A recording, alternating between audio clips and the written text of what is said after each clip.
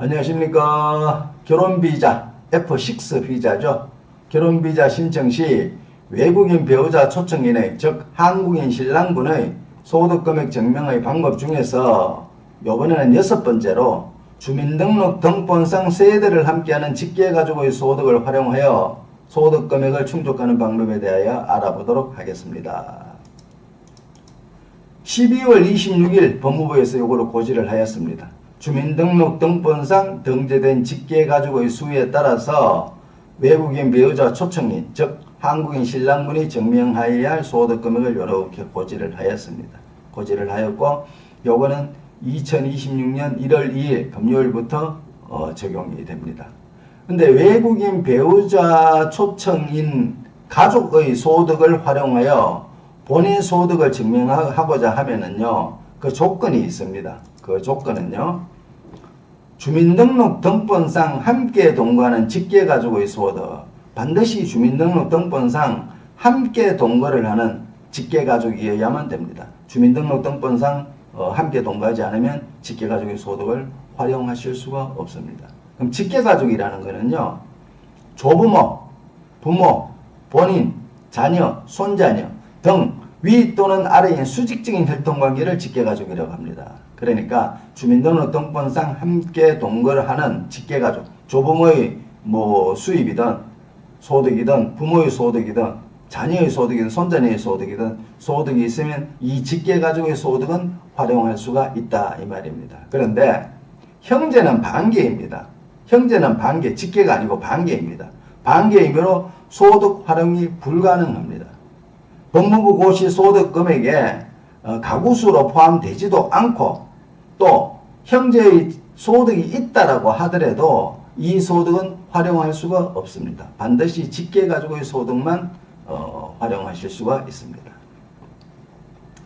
주민등록 등본상 함께 동거하는 직계가족의 근로소득, 사업소득, 농업, 보통 출하증명 요걸 말합니다. 농업소득, 연금, 배당, 이자, 임대, 주식, 예금, 부동산, 건강보험 어떤 소득이 됐든 이 소득으로 법무부 고시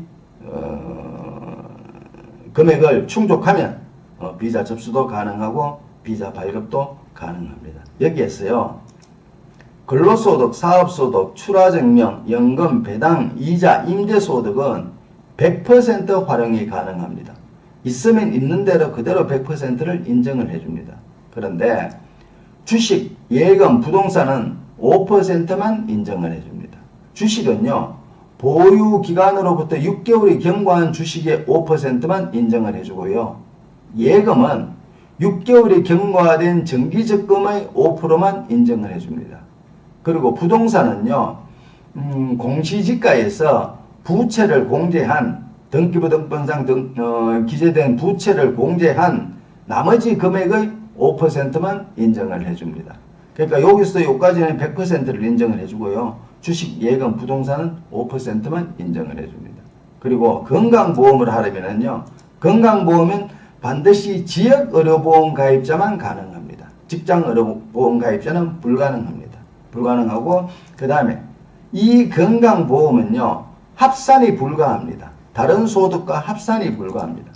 등등의 모든 소득은 합산 및 활용할 수가 있습니다. 그래서 근로, 사업, 출하, 연금, 배당, 이자, 임대, 주식, 예금, 부동산 어떤 소득이든 다 합산이 가능합니다. 예를 들면 사업 소득이 500, 연금이 1000, 이자가 2000, 주식이 300 이렇게 있다면 이 모든 것을 다 합산하여 활용할 수가 있습니다. 하지만 건강보험 하나만은 딱 요 건강보험 하나만으로 소득 금액을 충족하여야 됩니다. 다른 소득과 합산이 불가합니다. 그럼 요런 소득을 직계가지고 이런 소득을 활용하려면은요, 반드시 외국인 배우자 초청인의 가족소득 현황 진술서라는 이걸 하나 더 작성을 하셔야 됩니다.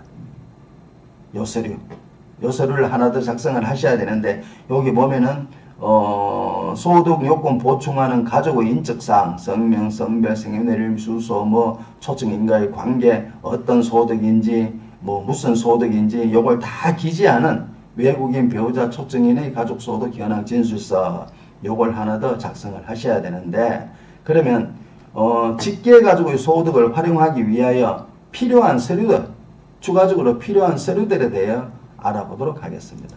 필요한 서류는요, 소득금액 증명서류, 그러니까 소득 요건을 보충하는 가족의 소득금액 증명서류, 어떤 소득인지, 근로, 사업, 농업, 연금, 배당 어떤 소득인지 요 소득금액을 증명할 수 있는 서류, 그 다음에 인감증명 첨부하시고요. 그 다음에 반드시 인감도장 날인하시고, 맨 뒷장에 인감도장 날인하시고, 또 신랑분 인감도 날인하셔야 됩니다. 그러니까 인감도장 찍는 게 두 군데가 있거든요. 위에는 그 가족의 보충하는 가족의 인감도장을 날인하시고요. 밑에는 신랑분 인감도장을 날인하십니다. 두 군데가 있습니다. 그 다음에 보충하는 가족의 본인 신용정보조에서도 첨부를 하셔야 됩니다. 신랑께 아닙니다. 신랑께 아니고 직계가족의 본인 신용정보조에서도 첨부를 하시고요. 그 다음에 우측에 있는 이 서류, 우측에 있는 이 서류, 외국인 배우자 초청인의 가족소득 현황 진술서라는 이 서류를 또 첨부를 하셔야 됩니다. 이렇게 하면 준비 서류가 끝납니다. 그런데 여기에서 주의사항이 있습니다. 반드시 요거를 주의하셔야 됩니다. 첫 번째요. 주민등록 등본상 동거를 함께하는 직계가족의 소득만 활용 가능합니다. 동거를 같이 하지 않은 직계가족의 소득은 활용이 불가능합니다. 요 기준은요, 전입신고일을 기준으로 합니다. 전입신고일을 기준으로 하는데, 주민등록 등본상 6개월 이상 동거를 함께한 직계가족의 소득만 활용을 합니다. 전입신고일로부터 6개월이 경과한 직계가족의 소득만 활용이 가능합니다. 예를 들면 전입신고한 지 6개월이 안 되면 활용할 수가 없습니다. 주민등록 등본상 6개월 미만 동거를 함께한 직계가족의 소득은 활용이 불가능합니다. 그 다음에 이 기준이 수시로 변합니다. 그래서 언제 또 변할지 모릅니다.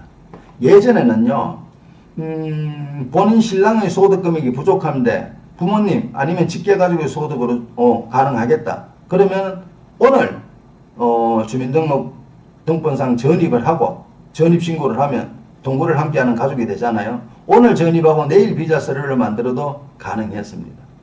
그러다가 어느 날 갑자기 1년으로 변경이 됐습니다. 그래서 저희들이 비자 서류 만들어서 접수했는데 1년입니다 해서 너무 황당한 경우를 겪은 적도 있었습니다. 그 다음에 또 언젠가부터 또 6개월로 또 바뀌었습니다.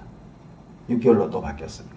그래서 이 기준이 수시로 변하고 앞으로 언제 또 어떻게 변할지도 모릅니다. 예를 들어 제가 지금 이렇게 말씀드리고 난 다음에 또 언제 어떻게 변할지 모릅니다. 그래서 저희가 영사관에 이 기준을 미리 좀 고지를 해주면 우리가 얼마나 좋겠느냐. 우리가 미리 알면 미리 신랑분들한테 6개월입니다. 1년입니다. 뭐 당장 하셔도 됩니다. 이렇게 고지를 하면은 얼마나 이게 서로 업무에 원활하고 좋겠느냐 이야기했지만 영사관에서는 내부 지침인 관계로 미리 공지해 줄 수가 없답니다. 그래서 이런 내용들은 홈페이지 뭐 어디에 가셔도 미리 보실 수가 없습니다.